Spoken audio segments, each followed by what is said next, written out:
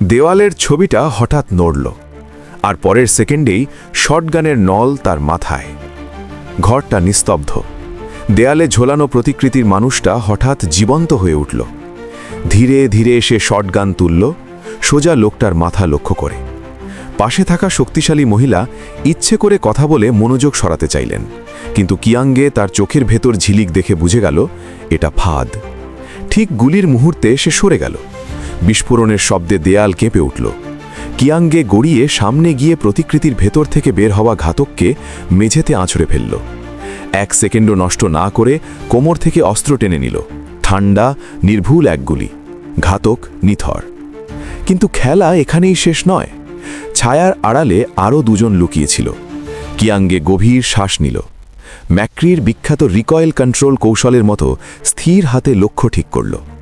টানা 3টি নিখুঁত শট। ঘর আবার নিস্তব্ধ। ধোঁয়া মিলিয়ে গেলে কিয়াঙ্গে শান্তভাবে দরজার দিকে হাঁটল। পেছনে পড়ে রইল ভাঙা প্রতিকৃতি আর নীরবতা।